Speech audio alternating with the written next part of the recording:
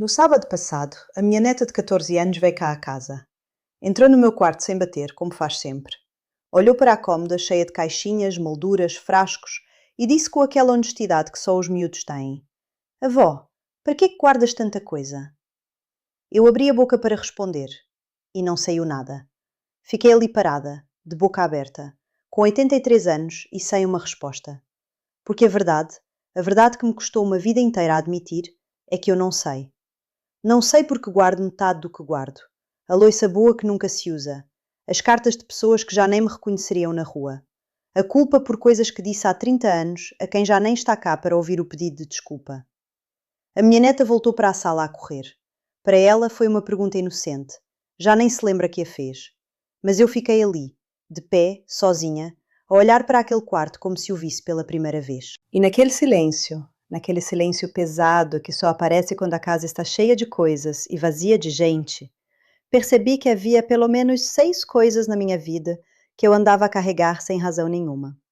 6 coisas que, aos 83 anos, finalmente tive a coragem de pousar no chão. E se me permite, quero contar-lhe quais são, porque tenho quase a certeza de que está a carregar pelo menos uma delas também. O meu nome é Conceição, tenho 83 anos. Vivo sozinha desde que o meu marido, o Arthur, morreu há 9 anos. Tenho 2 filhos crescidos, 4 netos e um apartamento no 3º andar sem elevador que me obriga a pensar 2 vezes antes de sair à rua. Digo-lhe isto não para que sinta pena. Digo para que perceba de onde vêm as palavras que vou dizer a seguir. Porque não são teorias, são cicatrizes. E a primeira coisa que deixou de fazer sentido foi talvez a mais difícil de admitir. Número 1. Guardar objetos de quem já partiu como se fossem pessoas. Um mês depois de a minha neta me ter feito aquela pergunta, criei coragem para fazer uma coisa que andava a adiar há 9 anos. Abri o guarda-roupa do Arthur. Estava tudo lá. As camisas, os sapatos, o fato cinzento que ele usou no casamento da nossa filha. Ainda tinha o plástico protetor por cima. Troquei esse plástico 3 vezes ao longo destes anos. 3 vezes. Como se aquilo fosse mantê-lo vivo. Sentei-me na beira da cama e puxei a manga do fato para perto do rosto. Queria sentir o cheiro dele. Mas já quase não estava lá. Só um resto vago, misturado com naftalina. E ali, com as costas a doerem e os olhos a arderem, percebi uma coisa que me envergonha dizer em voz alta. Eu não estava a guardar aquele fato por amor. Estava a guardar por medo. Medo de que, se tirasse aquilo dali, estivesse a admitir que ele já não volta. Que a vida que tivemos já não existe em lado nenhum, a não ser aqui dentro da minha cabeça. E aqui é onde ninguém nos diz a verdade. As pessoas dizem, guarda, guarda, é uma recordação. E nós guardamos. Durante anos. Décadas. Gavetas inteiras cheias de coisas que já não servem para nada, mas que não temos coragem de tocar porque achamos que tocar é trair. Mas não é. Sabe o que é trair? É deixar que a memória de quem amamos fique presa dentro de uma gaveta, em vez de a deixar viver dentro de nós. O Arthur não está naquele fato. Está na forma como eu ainda ponho 2 copos na mesa quando estou distraída. Está na piada que ele fazia com o arroz queimado. Está no hábito que tenho de dormir só de um lado da cama, mesmo 9 anos depois. As coisas não guardam pessoas. Nós é que guardamos. Doei o fato. Doei as camisas. Fiquei com o relógio dele e uma fotografia. E quando o guarda-roupa ficou meio vazio, não senti perda. Senti espaço. Um espaço que eu não sabia que precisava há 9 anos. Número 2. Guardar louça, toalhas e coisas boas para uma ocasião que nunca chega. Isto vai parecer uma coisa pequena, mas ouça-me. Tenho um serviço de jantar completo, porcelana fina. Comprei-o em 1987, numa viagem que fiz com o Arthur ao Porto. Eram 12 pratos rasos, 12 de sopa, uma travessa, uma terrina. Tudo numa caixa com papel de seda. Sabe quantas vezes usei aquele serviço? 4. Em quase 40 anos.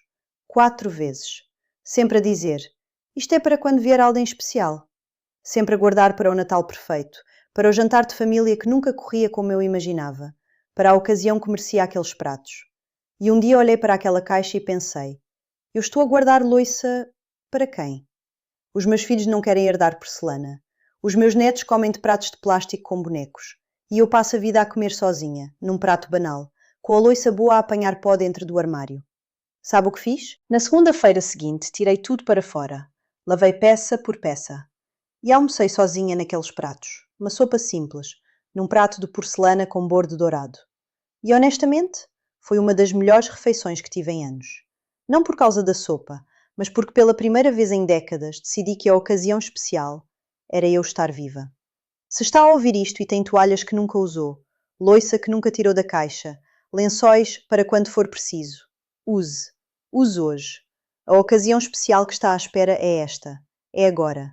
É você, sentada na sua casa, ainda com saúde para levantar um prato e levá-lo à mesa. Não guarde as coisas boas para depois. Depois é uma palavra que, aos 83 anos, já perdeu metade do significado. Número 3. Guardar mágoas de pessoas que nem se lembram do que fizeram. Esta é pesada, mas preciso de a dizer. Durante 22 anos não falei com a minha irmã mais nova. 22 anos. Porquê? Por causa de uma herança. Uma discussão sobre um terreno que o meu pai deixou. Palavras foram ditas, coisas feias, daquelas que entram pelos ouvidos e nunca mais saem. Durante 22 anos carreguei aquilo comigo. Cada Natal pensava nela. Cada aniversário pensava nela. Às vezes passava pela rua dela e acelerava o passo. E sabe o que é mais triste? Quando finalmente lhe liguei, já as duas com mais de 70 anos, ela disse-me uma coisa que me partiu por dentro. Disse: Conceição, eu já nem me lembrava bem do que tínhamos discutido. 22 anos. Eu perdi 22 anos com a minha irmã, por uma mágoa que só eu estava a guardar. Ela já tinha largado aquilo, já tinha seguido em frente. E eu ali, agarrada àquela ferida como se largar fosse perder. E aqui é o que ninguém nos diz sobre mágoas. Nós achamos que guardar rancor é uma forma de justiça. Achamos que, enquanto não perdoamos, estamos a castigar a outra pessoa. Mas a verdade feia e simples, é que a outra pessoa está a viver a vida dela. Quem está presa sou eu. A mágoa não castiga quem nos magoou, castiga-nos a nós, todos os dias, sem fazer barulho. A minha irmã e eu tivemos 2 anos juntas antes de ela falecer. 2 anos. Quando podíamos ter tido 22. Se há alguém na sua vida com quem não fala há anos, ligue. Não por causa deles, por si. Porque o peso não vale o orgulho. Nunca valeu.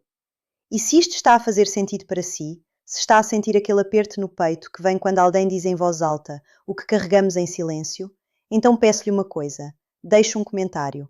Nem que seja só uma palavra. Diga-me o que está a carregar.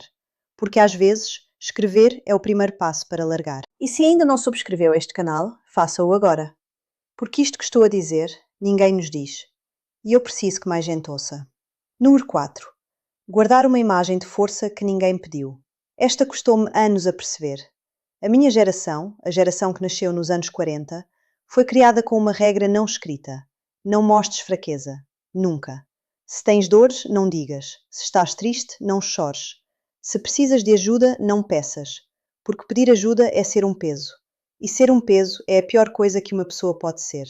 Eu segui essa regra a vida toda. Quando o Arthur morreu, chorei sozinha no quarto de banho com a torneira aberta para ninguém ouvir.